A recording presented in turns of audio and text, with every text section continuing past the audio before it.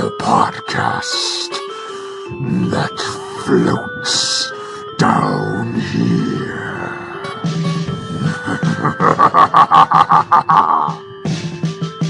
Hi, I'm Melissa, your Stephen King veteran. Hi, I'm Ben, the Stephen King and horror film fanboy. And hello, I'm Luke, your first-time Stephen King reader.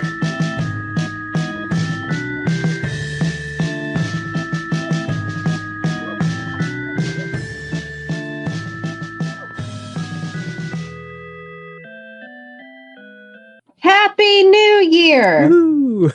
See, only you guys get to hear that countdown, though, so that's okay. But it's It still still applies. appropriate. Happy New Year! Welcome to 2021. Still a shit show, but we're here. We have all new books. We've moved into the new millennia with Stephen King's works as we move into 2021, and we are starting it off with Cell, which was published in 2006. It is 449 pages. The dedication says, for Richard Matheson and George Romero. I am, of course, joined by my lovely brothers, Ben and Luke. Hi, guys. Hey, how's it going? Howdy. And the back cover synopsis says, on October 1st, God is in his heaven. The stock market stands at 10,140. Most of the planes are on time. And graphic artist Clayton Riddell is visiting Boston, having just landed a deal that might finally enable him to make art instead of teaching it. But all those good feelings about the future change in a hurry thanks to a devastating phenomenon that will come to be known as the pulse. The delivery method is a cell phone, everyone's cell phone. Now Clay and the few desperate survivors who join them suddenly find themselves in the pitch black night of civilization's darkest age, surrounded by chaos, carnage, and a relentless human horde that has been reduced to its basest nature and then begins to evolve. There's really no escaping this nightmare. But for Clay, an arrow points the way to his family in Maine, and as he and his fellow refugees make their harrowing journey north, they begin to see the crude signs confirming their direction, a promise of safe haven perhaps, or quite possibly the deadliest trap of all. All right, let me start by saying this is actually a fairly accurate back cover synopsis. I feel like they've been missing lately, so good job. It only took him, 35 or 40 years of his writing career for them to get that right, I guess. So, yeah, not bad, not bad. Hey, if this is your first time here, if you haven't seen any of our episodes before, we truly appreciate that you're here, and we ask you to subscribe to our channel here on Drawbridge Media, or on your podcatcher if you're catching us there as well. Leave us a review and all that. And if you've been here before, welcome back. I know I am very excited to be talking about more full books in our Stephen King book club every month. So glad to see you again. All right, so we're just going to jump right into some of our big thoughts, or three big thoughts. So Benjamin, I have you kind of start off for us there. Sure. So this book, it had probably the most gripping opening chapter. Like this opening chapter hits and you're like, okay, here we go. This is going to be interesting. This is going to be fun. It's literally, I think it's like a page of backstory kind of building and everything. And then all of a sudden he's getting an ice cream cone and then all hell breaks fucking loose. And it's like, okay, this is a new twist on King. I like it because I did not read any of the synopsis stuff. I didn't know what it really was, apart from what Melissa had said at the end of last episode was the basic thing I'd heard about. So it was a very good, solid opening, and I can give it full credit for that. All right, Luke, any kind of thoughts off that, or other thoughts you'd I thought it was a pretty exciting opening for sure. It definitely kind of jumps right into it. Right, we've had some that there's a little more build up and history sometimes, or seemingly completely unrelated things that don't get tied in until the very end, kind of thing. Overall, I thought this got to it pretty quick. It more so than many of the other books that we've read, and maybe this is getting to Benji's point, is it feels very cinematic. Like this is designed to be so visual, and I think that may be why it kind of pulls you in so quick, is because it is a definite visual hook that if you're following along, you're like, okay, wait, like I feel I've seen movies like this. Like it has that kind of that gripping nature of wow, okay, Power Suit Lady just went crazy, and so did Pixie Dark and Pixie Light, who are characters, but those are just our main characters. Quick descriptions of people he doesn't know, just sees on the street going ape shit, basically. But yeah, I'd say it was a pretty thrilling opening. I agree. It was one of those that you don't know what you would do in that scenario because everything was bad and it got bad fast and then it kept getting badder.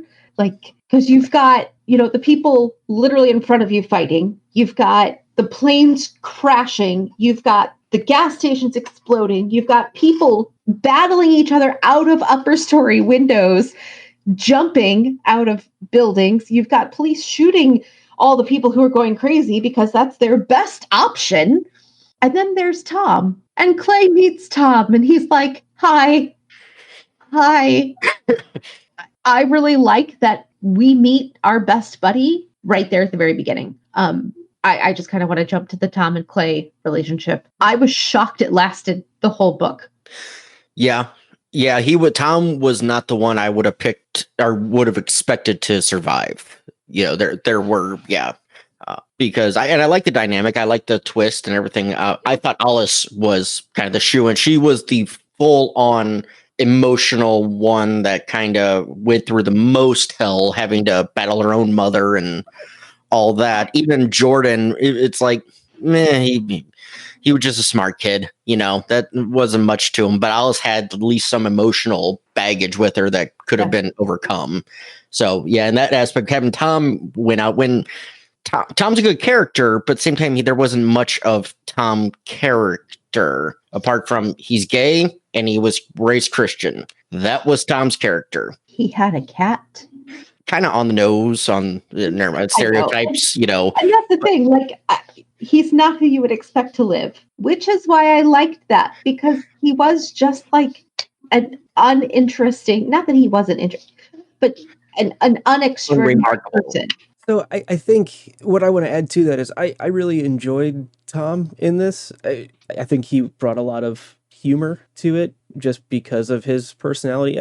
I wouldn't say he was without personality. I would say maybe, like you were bringing up, Benji, his emotional baggage was less involved. It was more of just the overall nature of it, as opposed to being, okay, I had to kill my mom to survive, or the unforeseen future of going and finding Clay's son, right? So I think it's almost, he is there to be that normal person balance of, might not be as fully wrenched emotionally at the beginning, but is there dealing with all of that along the way. And I think that was what I got out of him. He really was kind of a counterpoint. 'Cause if everyone was so deep, dark, and depressed, it would have been a pretty boring book. I mean, you have to have that levity that I think was able to shine through because he was able to take an emotional step back, I guess. These are normal people. Yeah. They're just normal people in a very extraordinary situation. I'm glad he was just like a normal guy. He was a normal guy. The two older people who were pushing the kids they found in shopping carts. Mm-hmm. Normal guy. The two dudes fighting over the keg of beer. Normal guys. Yeah. Mm-hmm. Oh yeah. And that was kind of going to be one of my next points is, normal people. However, the wittiest, most quick on their feet people you'd ever meet, every single one of them, every single character was a super snarky, witty, smart ass. And like quite literally, and it's like, okay, a couple of them here and there, great, have a couple normal. No, every single one of them gets the one-liner. Every single person, I'm just leaving it at that. Yeah, because I kind of like that, so I don't really, that doesn't really bother me. But I didn't even notice that. I would say it was abnormally high percentage of characters that had solid quips the whole time. Yeah, usually it's not everyone. I wouldn't say it bothered me, but I definitely noticed it. And I do think we have our kind of superpowered kids characters again. Both of them had a incredibly specific skill set that allowed them to be the best version of a kid possible. It's like, Yeah, so I never got that much from Alice. I'm not gonna lie. Alice felt a little bit of a normal 15-year-old girl to me. She, shock and everything, maybe, little maybe over analytical of we need to watch them and pace that, kind of The thing. survival skills with she's just an ultimate survival guide because she was a Girl Scout. Nothing hating on Girl Scouts, just saying that doesn't make you I was a Girl Scout, but I survive don't think I out in the did wild. True. And be able to show these grown men, one who lives rurally, everything they need to do to get by. I don't know. It just was. I thought she was her superpower. A little written on the nose for me, but not bad. Yeah. I only have one big thought, and it's not really anything specific. It's really, so full disclosure to all of you who are watching and listening along, I have never read this book before, unlike last year where I had read everything pretty much before. This year's going to be very different in that after the year 2000, I got married and had kids, and so I didn't have time to read books anymore. So I haven't read nearly as many of his more recent works. So this was the first one that I hadn't been exposed to. And as I was reading it, halfway through, I sent probably a very capitalized and highly punctuated message to my brothers. I don't know if either of you have it pulled up. I can get it quickly. It was in the production Boys, thing. I have begun January's book Sell. This was on December 19th last year. There And you let go. me tell you, I am, all caps, hooked, all caps, and worried. And we'll probably finish the damn thing before I go to bed tonight, even though I only started it 2 hours ago, because I have to know how it ends. This is a Stephen fucking King book, all caps. Okay. I was in. Okay. Later on, I was talking to Luke and he was like, it was okay. I don't think I felt the same way you felt. No judgment. It made complete sense to me because I am not saying this book was great.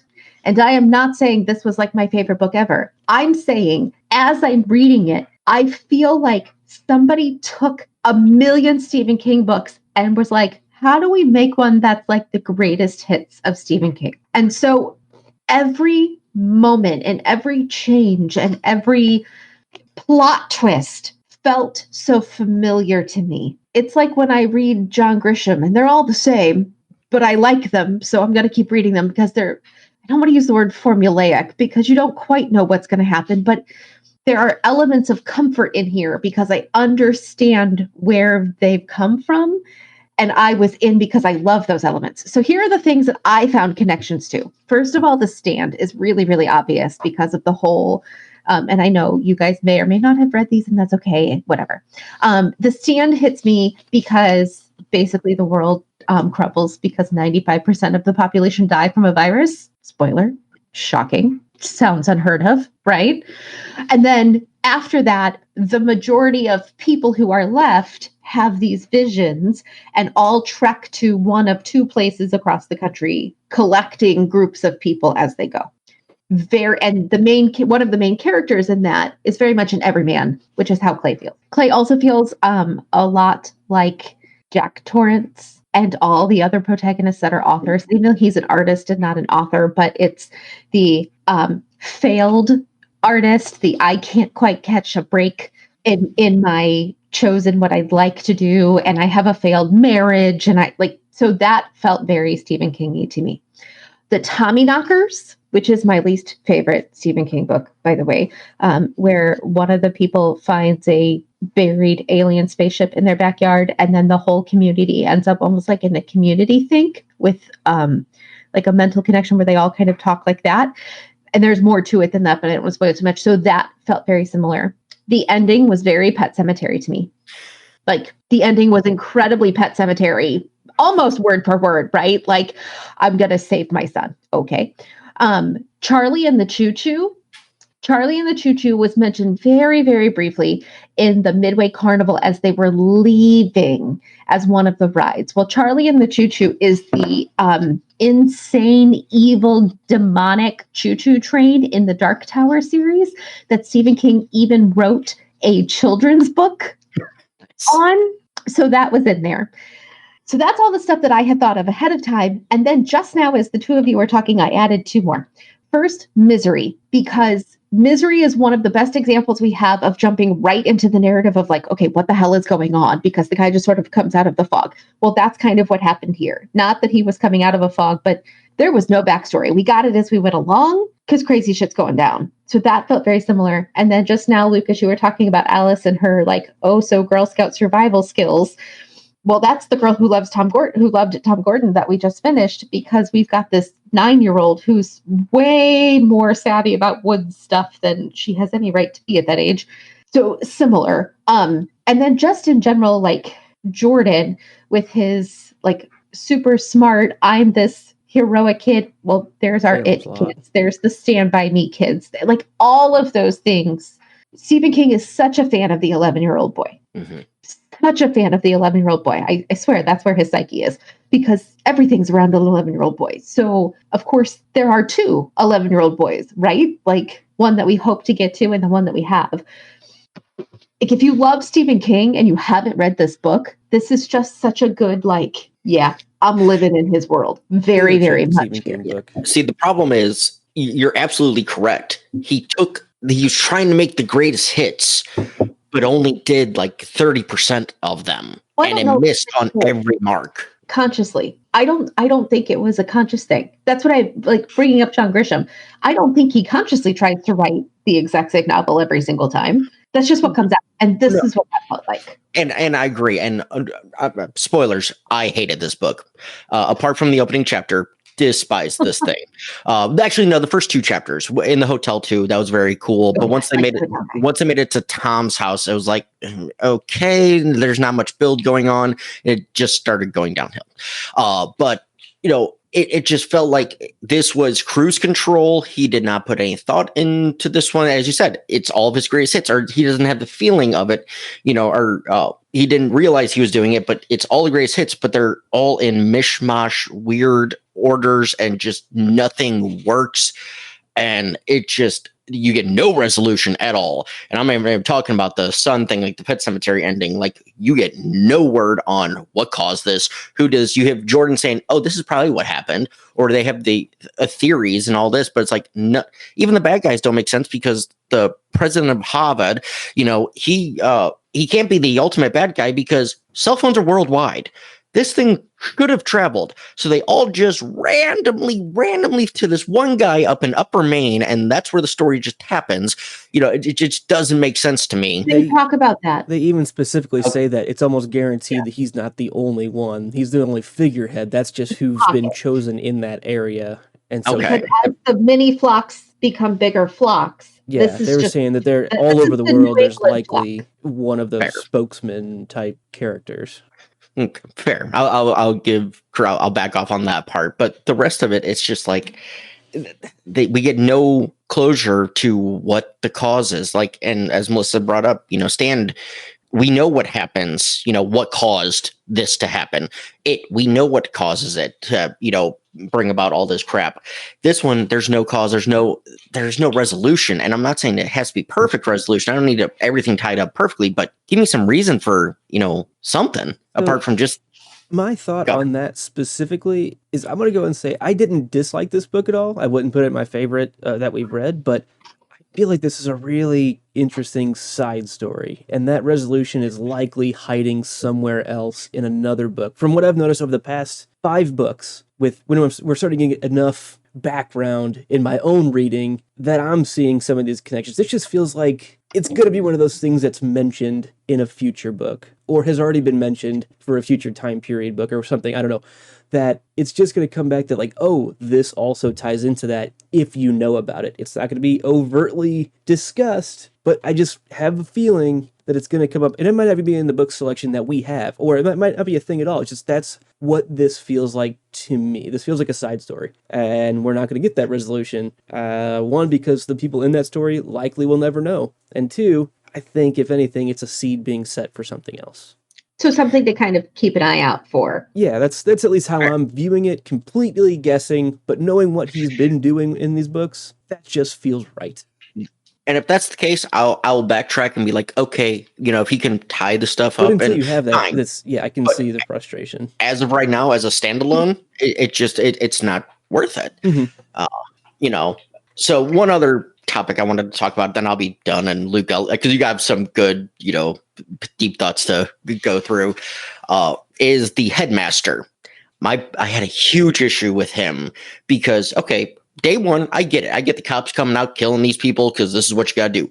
By day 4, when they make it to the academy, they're chill. The phoners are calmed down. They're not attacking people on sight. They're going into flock mentality. They're going into, work during the day, sleep at night. That's it. And I get not knowing and everything, and wanting to take that step to killing that flock that they had at the school there. But you had no reason to at this point. Let them be. Keep watching. Try to figure out what's going on. You're smart enough. You won't get sucked into the flock mentality of the other, non-phoners. But no, his automatic response is, "Oh, I have 3 healthy people. Go blow them up. Go kill them. Go get them. Do my bidding." And it's like, what the hell, dude? It really bothered me. Like within 3 pages, he's asking them to kill hundreds of them. And it's like, maybe take a step back. I get it from day 1, but at the same time, hesitate. I don't know. That was like the last thing that irked me was just that guy had a fitting death. As I can say. I mean, I'm not sad about how he died. I think it was done great to move the plot along, right? Because he was going to go kill himself anyway because he was holding Jordan back, and I totally bought it. I liked that the Raggedy Man used him. I like that they used that to show sort of their level of power. But that's the thing. They have a level of power. So what do you do? And that might come up later. But I don't know. I didn't mind that. I kind of liked him. I thought the best defense is offense, and they had an opportunity. They did their scouting. They figured out the pattern, and they took advantage of it. Yeah, is it smart in the long run? I don't know, but they don't know that at the time either. I think you take the opportunity before they mobilize the next day on you. You have no idea. And I mean, was it 4 against 1,000 at that point? When, hey, 4 against basically 1,000 is a totally different equation. I get where he was coming from. He knew he was on his way out. I think you take the opportunity that presents itself. But it was clearly a preconceived thought he had before they got there. That's why he wanted to show them all of the flock the night that they showed up, like before they went to bed at all. So yeah.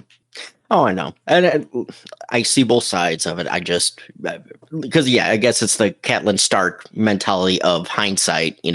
You chose this, and now they're not, Nola non complate or whatever it's called. I went with Captain Wittershanks. He who hesitates is lost. Yeah, I was hoping you were going to make that reference because I almost did. So. I need to bring those books down here, maybe if I have to. Yeah. So, all right, Luke. So, obviously, I'd say the major underlying theme of this book, which is what causes this zombified, psionic type character, herds of characters, is a bit of a technophobic and pretty pessimistic view about society. It's almost like, hey, guess what? Because you use cell phones, clearly you're falling into the mob and herd of idiots, like brainless zombies, right? Like that seems to be the overall message, which around the time when this came out, there were a lot of stories like that. And they even mentioned don't you know that a small amount of radiation is being pumped into your head, like with all of that debate back in around this time when cell phones have been around for 10 years and so, or a little bit longer, but like this was around the time when it was becoming incredibly prevalent, a lot more affordable. And I mean, iPhones were out. So I mean, it's right in this time period where they're just blowing up like crazy. And yeah, it's just funny that, it's clearly making a statement that Luddites for the win, basically say no to technology, you'll be just fine. Yes. And I think at one point when he wrote this, he didn't have a cell phone. I'm not sure if that's still true or not. He's on Twitter so much, one would be loath to think he couldn't possibly still not have something, right? But this was before smartphones were super, super huge, right? It was more about the cell phone as opposed to having the big, my entire computer life is right here next to me. By the way, I'd totally be a zombie. There's no question, except that I don't actually talk on my phone ever. So it's really that was one of my things. I'm going a whole other, I'm not even commenting on yours. I don't know if there'd be as many zombies because not as many people talk on it anymore. They use texting, so and messaging. So that's one thing. Or even the Bluetooth, which means your phone's not next to your head anymore, so you're fine. True. So the other thought about that in the book, they mentioned that everybody was looking at Alice so shocked because there were no teenagers. There were young kids, not very many, because most of them probably got murdered by their crazy parents, right? But a few, and a lot who were Clay's age, which is 30s, right? And even he was very young because most people in their 30s 10 years ago had phones. And so it was really like an older generation. And so Clay was a bit of an anomaly. And I mean, Alice was like, unheard of that there was somebody in that age group who didn't have a phone. So I do think they kind of commented, like there was some underlying hints of who would have been impacted to kind of go along with your thing, because absolutely, right? You're a lot more likely to not have a phone if you're 70 than if you're 25. Yeah.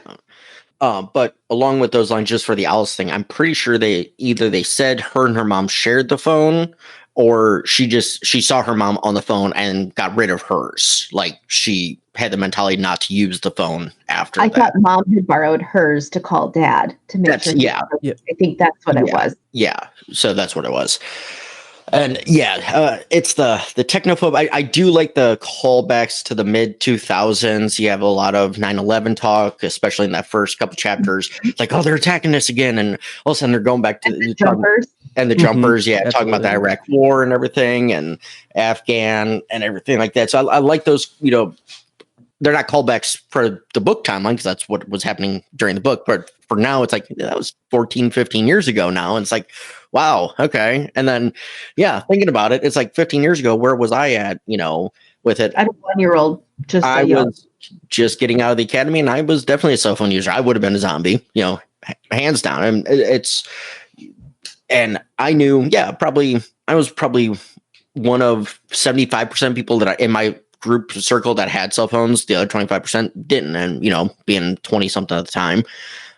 So it's just like, I see exactly what you're saying, Luke. Because like the people that I knew and know that still didn't for a long time afterwards, definitely not the ones you want surviving an apocalypse. Just saying personal experience, because they're either the super elderly, which not a problem with them, but like the ones who are the government's gonna get my, I'm not gonna, the Dale Gribbles, I'll put it that way, the Dale Gribbles of my friend group, of that time frame. Yeah, so I mean, if we're gonna put it in terms of how old we were when this came out, I would have been around Alice's age, a year older than Alice, and I had a phone. I think I'd have been not affected. I was definitely not on my phone. I still try to not be on my phone. I hate talking on the phone. Don't call me, text me. But that's true, because I won't answer if I can. Same. You're driving, and even then it's iffy. That's true. That's definitely true. But so I guess I'm trying to put myself in her shoes a little bit, in the perspective of that's how old I was. And I don't know, I feel like not every single kid would be on their phone so much that she's the only one we see in that age group. That's where maybe in the middle of town, downtown, slightly different. But even then, I maybe a little too drastic on the cutting of that entire age group. But I get the point that's being made, that absolutely a higher percentage, unproportional percentage would be affected. That, and as they said, when shit starts going down, your first reaction is, let me call someone and find out what the hell's happening. And that's the it's always going into the terrorist mentality. It's never the first bomb you have to worry about. It's the second and third, when people are rushing in to help. You have the crowds rushing out, the first responders rushing in, then you got to worry about those backup, ordinances. And that's exactly what the cell phones were. I was going to pull out my Mockingjay book because the entire ending is based on that exact, but Layla has that upstairs. here. No. I have all the other books in this series right here. But I agree with you 100%. It's Yeah. the first one is just the getcha, right? That's the hook. It's debate. Yeah. And so that's why, like, I wouldn't have been affected on the first one, but I would have seen crap going down and either would have gotten called into work or, you know, something like that. Or I would have thought, I need to call. Do I need to come in? Or what the hell's going on? And that would have been my first reaction. And yep, I've been crashing my car. Okay. Luke, I feel like you have a bit of some zombie commentary here. I do. And so obviously as you're reading this book, if you've watched any zombie movies or post-apocalyptic movies, I think you're going to see a lot of similarities, right? It's just in that vein. I do think there's a lot of, I kind of briefly mentioned this earlier, a lot of levity. There's a thread of levity throughout the entire plot, right? It's still kind of, everyone makes jokes about it along the way, just as maybe even like a survival thing, so you don't mentally crack, like, hey, if we can just stay light about this as often as we can, because everything else is so deep. And that's maybe what gets to Benji's point too, of like every single person had a joke at some point, which might be a little much. But I would say there was some humor without being too Shaun of the Dead or like Evil Dead, like Bruce Campbell. I mean, come on. Yeah, it was more Day of the Dead or in the shopping mall. That's the one I attributed the most to movie-wise. So, yeah, I mean, and there's so many great movies that you could reference, right? And whether you like zombie movies or not, there's a lot of them that suck. There's a lot of them that are really good. But you have to have a certain humor through it. And I think that was achieved here. But there was also some really good, like, rapid acceleration into a post-apocalyptic society, right? It really felt like The Road, Viggo Mortensen, which came out 3 years later after this, but it just had a feeling, or like an I Am Legend kind of in the middle, like especially when they're in Boston, I think, when they're in town and before they get out. And A Road to Perdition, they might, I think that's a different movie, never mind. But yeah. The Road by Viggo Mortensen, is the one I felt like the most, along with the other Stephen King works that Melissa brought up. But I thought it was well set in its environment. I thought the environment made sense. It might have been a little too quick. I mean, we're talking like 2 weeks and things are this shut down. Maybe a little too drastic too quickly, but I think that's showing the overall point of what he's getting at is, hey, guess what? This one thing is so devastating to, if you take that away from people, it totally changes society very rapidly. But I thought it was hitting those points pretty well, I guess. Yeah. No, and I'll give him credit on that to a point. It was a weak attempt at a zombie thing. Just in my opinion, there are a lot better examples of better zombie flicks and just stories. My whole reaction to the phoners, though, in the end, they became the Borg. Joy, resistance is futile, kind of thing. And just very hive mind. And I'm again not against that if there's a reason for it, like a causation for that, and not just we've evolved. Now we're floating and we're telepathic. And Stephen King relies on that telepathy. He's got that telepathy fucking bug. It's been in like not everything, but it's been in a lot since the very beginning. And it's just you kind of gotta. And you haven't even read Firestarter yet. No, which is our bonus one, right? That's our special credit. Extra homework that you are going to have to do at some point. Yeah. No. All right. Any other thoughts before we move to our questions? Okay, here we go. I think I'm really curious to hear, especially Benji's answer to this first one, because we don't have an answer, so you're going to be creative. How did the signal get released? Was it really terrorism or something else? No, it was some jackass from MIT dicking around.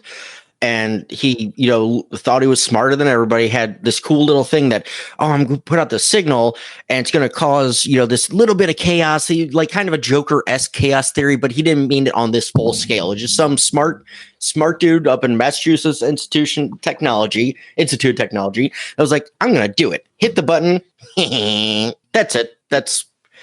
All right, Luke, any theories? That's a pretty good one. I think that's funny. Kind of like it was somebody more like Dale Gribble trying to contact aliens and sent out a signal that had drastic consequences that were unforeseen. So that's what I'm going to go with. Sending out some kind of radio telemetry that just somehow affects the cell network and causes this and brings in some outer terrestrial influence of some sort.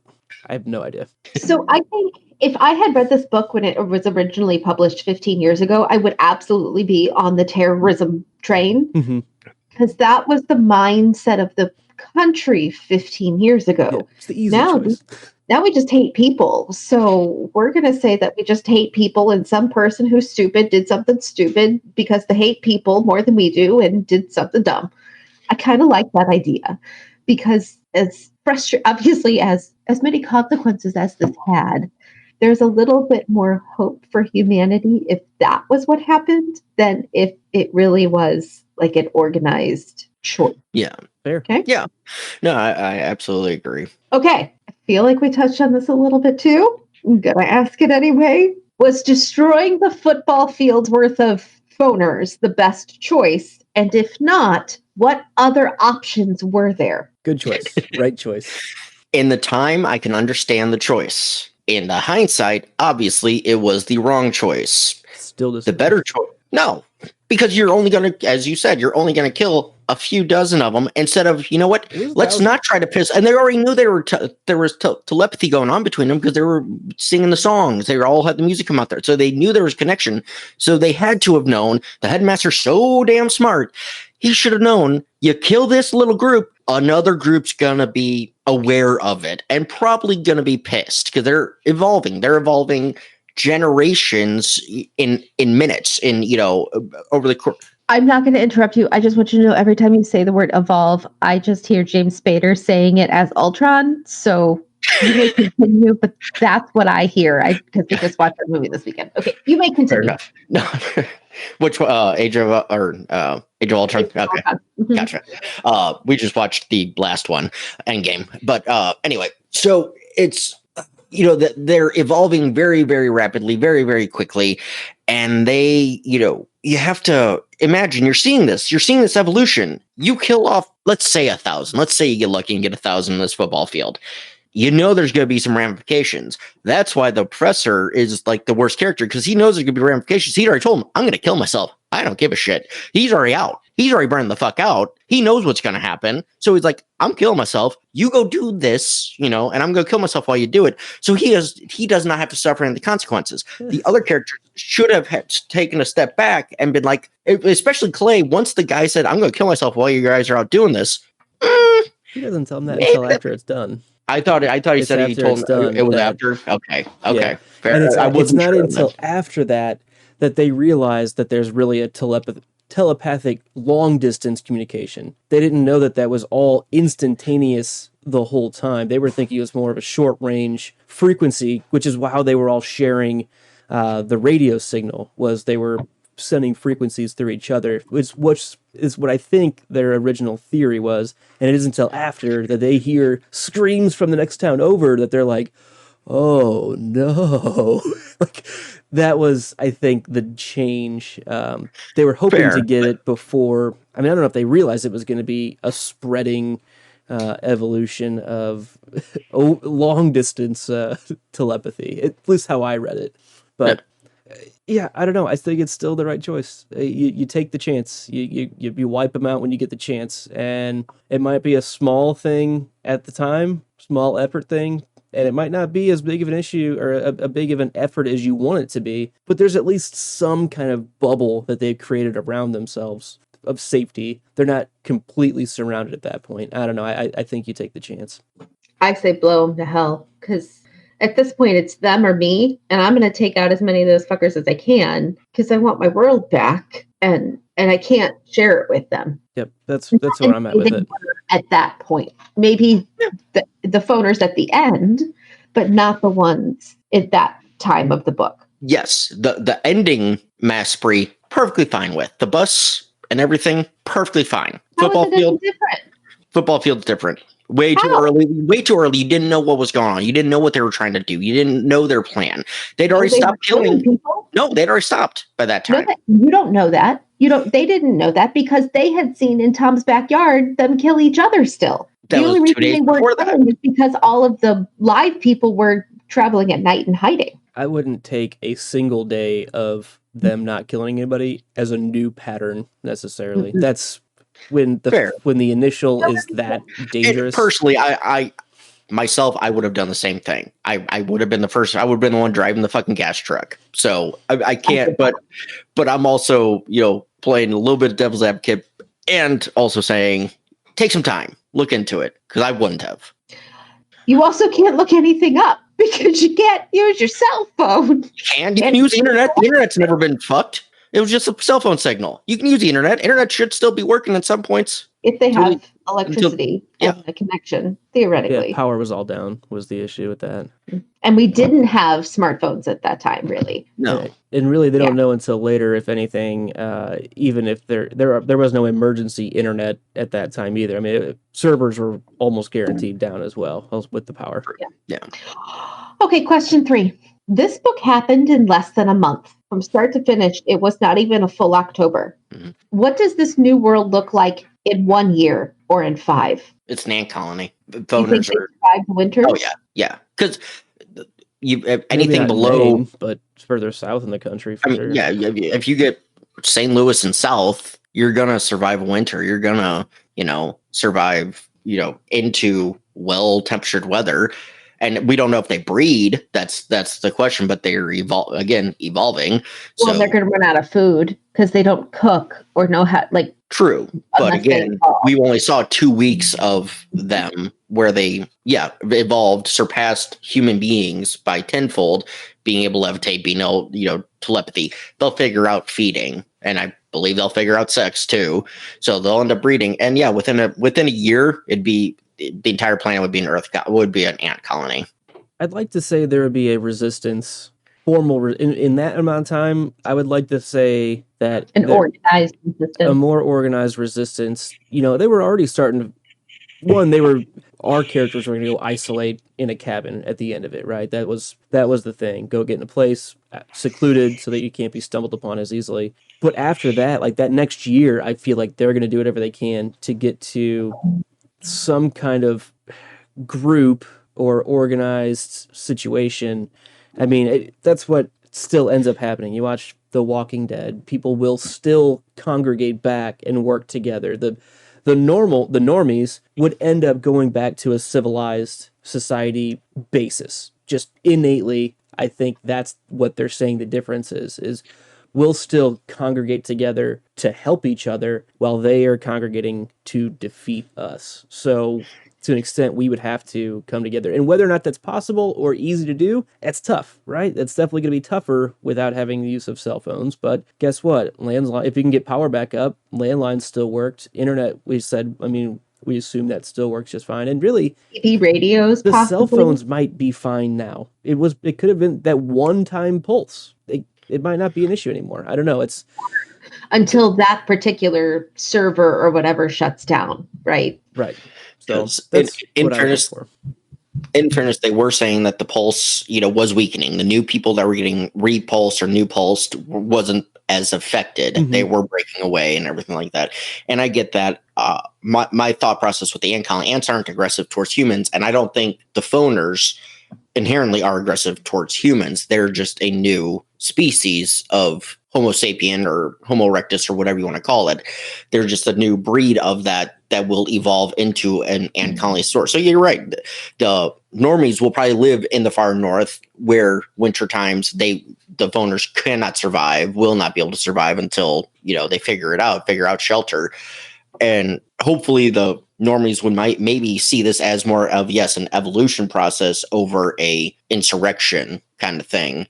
And they could end up working together. I don't see that happening because I know the human race, and I know, if you're not like us, you're not one of us. If you're not us, you're below us on the food chain, which in this instance, you're not. But I'd like it, that it come to grips, working equally together instead of resistance kind of thing. All right, last question. I'm going to tell you my answer is I don't care. But here's your question. Was Clayton able to fix his son? I'm gonna go ahead and say yes. Do I really think so? Probably not. But I do think there is this is definitely the part where it's most similar to Pet Sematary, right? And we know that there was still some traces of their real selves in them when being brought back from the dead, kind of thing. And I'm gonna go ahead and put this in a similar boat, that since they weren't really even dead, they were just changed, that maybe they can be changed back, be repulsed, right? That was the idea. And since his wasn't one of the full-blown, early on, completely change your entire nature, I'm going to say there's a chance. Maybe not fully back, like same thing we got with Pet Sematary, but maybe enough. Maybe just enough. Okay. I will say that was my favorite part of the book, and this will go into my favorite thing because that's when the book ended, and I'm fine with whatever way it was because I don't have to read it again. So that was my favorite thing. So no, I don't care. It's one way or the other. Man, it doesn't matter. I'd like it if he did come back, but I don't care. I wish he would have given up on his son and would have just stuck with Jordan, because that's a kid he could actually raise. It's not terrible. That is a terrible thing for me to say as a parent. It's really but not a very good thing, yeah. I don't have hope that it would work, and I think he's wasting his time. I would do it. It's worth a shot. I mean, I probably do, because I like my kids and I would miss them and I would want to do everything. He plans to go back to Jordan anyway. They have specific plans to get back together. And here's the thing: you would try. You would absolutely try it, and if it didn't work, then you figure out what your next step is. Are you just putting down a dog who's no longer your son, or come with you? Yeah. Okay. Have you guys ever seen the movie Fido? You should watch that. No. You should watch that. It's about zombies being taken in as pets and housekeepers. Oh, it's pretty fun. It's worth experiencing, is what I'll say. I don't think It's I so can weird. do that. It's so weird. I remember that. I just have never seen it. Okay. Let's get to my favorite thing. Luke has one, and Benji and I don't. So Luke goes first. So there were a lot of cool scenes, I thought, and whether or not I agree with the overall message of the book, I thought there were some good scenes. I really liked Jordan's mad dash when he gets kind of pushed out the window and has to run and get the bus. And luckily, yes, it's filled with all this explosive material. And the theory was correct, right? That it wasn't just something that, what was his name, Dan, was just blowing smoke up Clay's ass. But I love that, it took him longer because of how difficult it would be to, get there, even though it wasn't that far away. I don't know. I just really thought that was one of the more exciting parts of the book. And guess what? It was a real win. I mean, that, I think, hands down, it was devastatingly effective. And big explosion. Come on. Yeah, absolutely. Maybe a little convenient for sure. But for how short this book was, you had to have a big blow up everything scene, right? And I thought it was cool. And I'm glad it was Jordan that got to do it. Even though I think you probably could have sent somebody else too. But I like that Jordan got to do it, even though he's a little overpowered. But I'm good with it. Benj? Just give me 1 second. I'm trying to find the names. Okay. Then I will do mine while you do yours, if that's good. I liked a lot of this book, but again, I liked a lot of this book because it felt so comfortable to me. And something I don't know if I liked it, this part specifically, but I liked what happened with it. The idea of them being up on almost a gallows type stage in the dream and being on trial and having the masses there to sort of deal with them, right? That idea of you put the bad guys on display, or that the bad guys put our guys on display, right? Well, that happens just like that in a different book by Stephen King. I'm just going to leave it at that. We haven't talked about it here. And so to me, I was ready for it. When they had the dream, I was like, oh, and because it's one of my favorite parts of that book, I was so excited. But I loved that they preemptively said, fuck that, we're going to blow this shit up and get out of here. We're not even get to that point. The protagonists took action to prevent that. And so it's kind of like Luke's favorite, but it's for a different reason. I like that they were able to get themselves out of it before we got to that point, because that circumvented my Stephen King like level of, ooh, I know where this is going. And that was like, oh, I didn't see that part coming. So I liked that a lot. So thinking about this, I'm obviously I do enjoy, that was one of the better parts of the book. But the first chapter, like I said, is overall my favorite. But the cop showing up and he's like, gets out, what's your name? Where are you from? Bang, shoots him. All right. So I'm officer this. I was trying to find his name. I'm officer this, Boston PD. You may be called to testify on what you saw here. I tried to render help. He attacked. I shot him. That's what you'll testify. And you'd kill us if we didn't. Or it was something along the lines of like, he's like, and if you say I said that, I will deny it hands down. And it's like, that's exactly, it's like, sorry, it might sound shady, might sound whatever, but nope, you're going to be called to testify. Here you go. Thank you very much. I got to go kill these other fuckers. It was just that quick, brief interaction that, again, in my former line of work, I could absolutely see myself doing that. Just being like, okay, nope, here's this. You saw this, just cover my ass. Okay. And we're out. And so I liked how that was just kind of incorporated into it. And that whole first chapter, just like I said, it was the suck in and just gotcha moment. Because I was all in for the first couple chapters. Okay. So I have a thing, almost off topic, but I'm going to move on. For those of you who are watching our live stream or watching later, here are the current rankings of every book we have read so far. So, boys, I would like you to go into the rankings of Stephen King and type in where in that ranking list you think this one currently belongs. Don't hit enter yet. Give me a thumb when you're ready. Reggie's got a thumb. Luke does not. I do. Still, Luke does not. Luke is typing. About to be typing. Okay, I'm in. All right. 3, 2, 1, enter. All right. It gets an 11. I picked 9. Luke picked 12. Benji picked 14. So it becomes 11. So it basically beat out The Girl Who Loved Tom Gordon. I will update this for next time. Any comments about the ranking, gentlemen? No, I mean, I thought Girl Who Loved Tom Gordon was better, but yeah, I'm good with it. Okay. I agree. All right, then. Final thoughts. Benji. So, as Melissa said, this is a good culmination of Stephen King's everything. In my opinion, though, it hits nothing. Hits none of it. So, if you're on a full-on Stephen King read, it's a must one time. See if you can rent it from the library. Best way I can put it. Luke?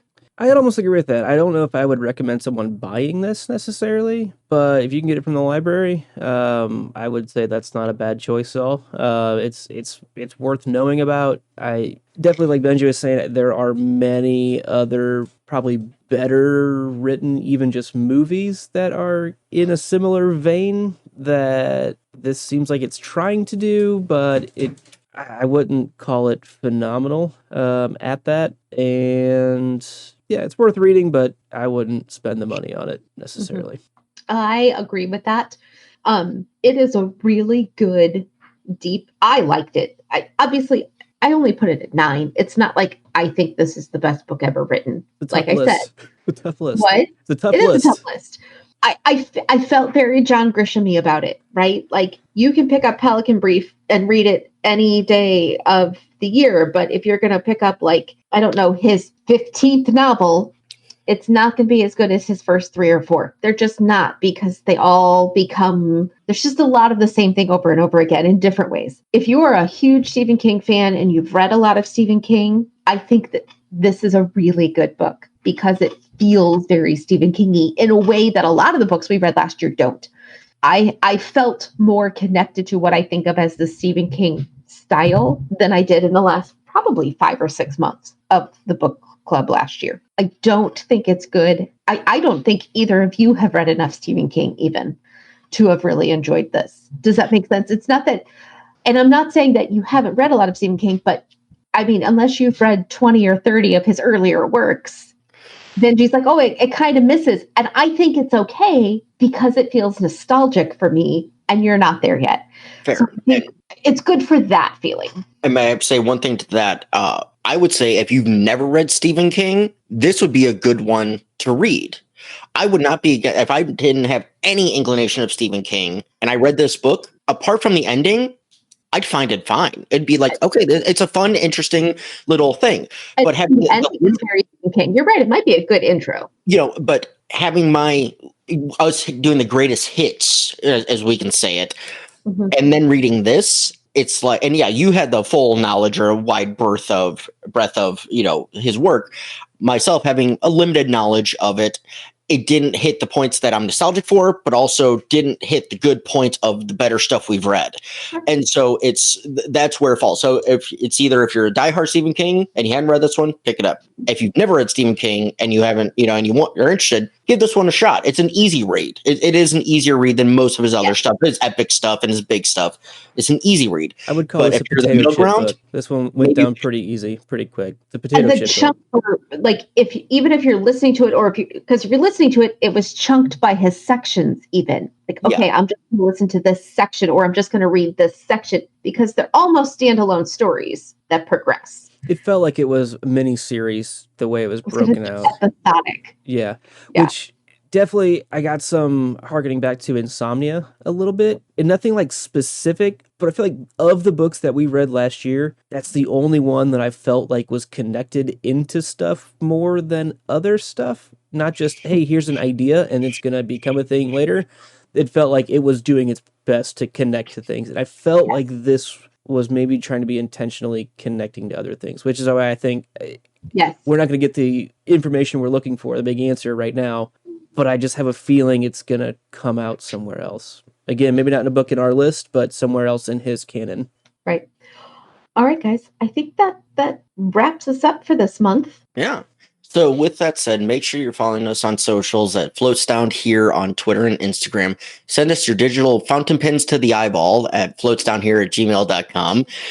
Find us at thepodcastthat.com for all of our shows, and subscribe and rate us on iTunes and YouTube at Drawbridge Media. This show and all of the shows at thepodcastthat.com are produced with the love and support of our really, really wonderful Imaginary Legion patrons. You can learn more about our fun reward tiers at patreon.com/stayimaginary. Join us next time as we read Lisey's story, which is the story of Lisey Landon, the widow of a famous and wildly successful novelist, Scott Landon. You'll float too. Stay imaginary. Thanks. The podcast that floats down here.